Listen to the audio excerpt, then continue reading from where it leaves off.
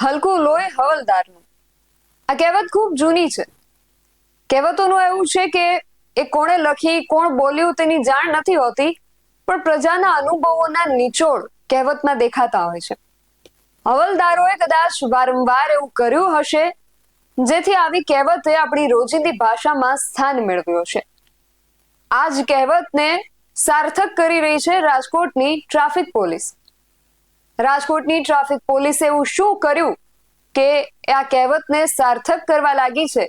સમગ્ર વિગત જાણીએ અહેવાલમાં. જય હિન્દ, BSI NTV ન્યૂઝ પર આપની સાથે હું છું નિધિ ગઢવી. હલકું લોહી હવલદારનું આ કહેવતને રાજકોટની ટ્રાફિક પોલીસ બરાબર સાર્થક કરી રહી છે. પ્રજાની અને કાયદાની કહેવાતી રક્ષક અને સેવક, અને વાસ્તવિકતામાં માત્ર સ્વની સેવા કરતી અને પોતાના ખિસ્સાઓ ભરતી પોલીસની છાપ પડી ગઈ છે. આવામાં થાય છે એવું કે સૂકા પાછળ લીલું પણ બળે છે, પણ સમસ્યા એ છે કે લીલું ખૂબ ઓછું છે અને સૂકાની સંખ્યા ખૂબ વધુ છે. આ પરિસ્થિતિને રાજકોટના લોકોએ ઉજાગર કરી છે, કારણ કે રાજકોટ ટ્રાફિક શાખાની હપ્તાખોરીથી રાજકોટ જિલ્લાના લગભગ 35 જેટલા ગામના લોકો હવે પરેશાન થઈ ગયા છે. અને આ તમામ ગામના સરપંચ આજે રાજકોટ શહેર પોલીસ કમિશનર કચેરી ખાતે રજૂઆત કરવા માટે પહોંચ્યા હતા. રાજકોટની આજીડેમ ચોકડીથી હલેન્ડા ગામ સુધી એ આખા પટ્ટામાં લોકો ટ્રાફિક શાખાની હપ્તાખોરીથી ત્રાહિમામ થઈ ગયા છે. ગ્રામજનો તો ત્યાં સુધી કહી રહ્યા છે કે ટ્રાફિક પોલીસ ટ્રાફિક નિયમન કરાવવાને બદલે હપ્તા જ ઉઘરાવે છે. એટલે એમનું જે મુખ્ય કામ છે એ એક બાજુ મૂકીને એમણે આ સાઇડ બિઝનેસ મોટા પાયે વિકસાવ્યો છે. આગે રાજકોટ શહેર પોલીસ કમિશનરને રજૂઆત કરવા આવેલા લોકોએ શું કહ્યું સાંભળીએ. નિશિત બાબુભાઈ કુંટ, તાલુકા પંચાયત સદસ્ય રાજકોટ.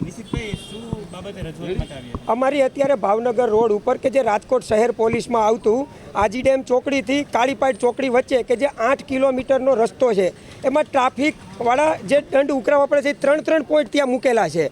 આજે બરોબર 8 કિલોમીટરમાં ટ્રાફિક પોલીસ કોઈ પણ પ્રકારે આવતા સામાન્ય લોકો, ખેડૂત લોકોને એટલા હેરાન કરે છે કે જાણે આ 7 કિલોમીટર સામાન્ય લોકો અને ખેડૂતને કાપવા કે જે મહાભારતમાં જે સાત કોઠા વીંધવા પડે બરોબર એવી રીતની પરિસ્થિતિ થઈ ગઈ છે. આજે સામાન્ય ગામડામાંથી આવતા લોકોને રાજકોટ આવવા માટે, જે આ રાજકોટ સિટીમાં આવવા માટે 3 જગ્યાએ દંડ ભરવા પડે છે, અને સામાન્ય લોકો દવાખાને કે કોઈ કામ અર્થે આવી પણ શકતા નથી.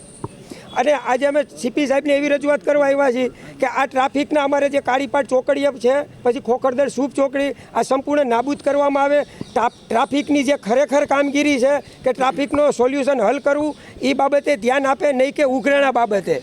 ખુલ્લેઆમ જે પ્રવેશ પ્રતિબંધની વાતો કરવામાં આવે ત્યારે ડમ્પર ને ખાનગી બસો તો ફરતી હોય છે. ખાનગી બસોને ડમ્પરોના હપ્તા ચાલુ હોય છે બરોબર. એને ક્યારે કોઈ પણ અધિકારીએ કે કોઈ પણ ટ્રાફિક પોલીસ રોકતી નથી. આ બધું સામાન્ય લોકો માટે જ છે. ઉપરથી નહીં પણ ટાર્ગેટ જ આવે છે કે આટલા તમે રાજકોટ શહેરમાં 5000 કેસ કરો, કોઈ પણ પ્રકારના કેસ કરો, કાં પછી એવું કરો કે અમને લોકોને જે અમે જે ડમ્પરવાળાને જે આપે છે ઓલા કાર્ડ કહેવાય કે ભાઈ કબૂતર ને નાગ ને આવા બધા ફૂલ ને એવા અમને કાર્ડ આપી દો, અમે 500 રૂપિયાના લઈ લઈ, જેથી કરીને આખા રાજકોટમાં ગમે ત્યાં રખડી તો ટ્રાફિકવાળા અમને રોકે જ નહીં. ભાજપ પ્રમુખ રાજકોટ. શેની રજૂઆત માટે અત્યારે ખાસ અમારે ભાવનગર પટ્ટાના અને આજુબાજુના સરપંચો, ગ્રામજનો, ખેડૂતો અને આગેવાનો ખાસ એ રજૂઆત કરવા આવ્યા છીએ કે અમારે ત્યાં કાળીપાટ ચોકડીએ આજીડેમ વચારે 4 પોઈન્ટ પોલીસવાળા ઊભા રહીએ છીએ. ખેડૂતોને વાડીએ જવાની પણ તકલીફ પડે છે. અમુક શાક બકાલું વેચવા જતા હોય, યાર્ડે જતા હોય, ફૂલ વેચવા જતા હોય તો હેરાનગતિ કરે છે. ખાસ અમે આ CP સાહેબને એ રજૂઆત કરવાના છે બધા આગેવાનો કે એ પોઈન્ટ રહ્યા એ સિટી વિસ્તારના હોય તો સિટી વિસ્તારમાં ફાળવે, અને જે અમારે ત્યાં હેરાનગતિ થાય છે જે કાળીપાટ ચોકડીએ અને આજુબાજુમાં 3 પોઈન્ટ આપેલા છે. ખેડૂતો, નાના માણસ હોય, ખેડૂત હોય, બીજું કામદારો જે ખરેખર જે નોકરી અને મજૂરી કરતા હોય અને જે ટિફિન લઈ અને મજૂરી કરવા રાજકોટ આવતા હોય, એ લોકોને હેરાનગતિ થાય છે. એ બંધ થાય અને રાજકોટ વિસ્તારમાં ગમે ત્યાં પોઈન્ટ ફાળવે અને અમારા એ ગ્રામ્ય વિસ્તારના લોકોને હેરાન કરતા બંધ કરે. ઉઘરાણા ચાલુ એવું લાગે છે ત્યાં મોટા પાયે આ ખેડૂતો અને નાના લોકો પાસેથી આ ખાસ જે ઉઘરાણા થાય છે એ બંધ કરવામાં આવે.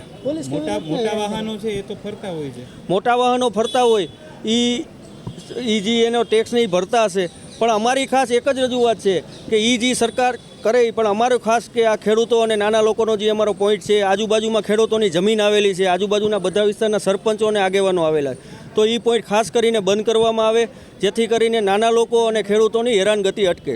આ લોકોનો એવો આક્ષેપ છે કે ખાનગી વાહનો પાસેથી પોલીસને હપ્તા મળી જતા હોવાથી એમને કંઈ કહેવામાં નથી આવતું અને નાના અને સામાન્ય માણસોને ટાર્ગેટ કરીને હેરાન કરવામાં આવે છે.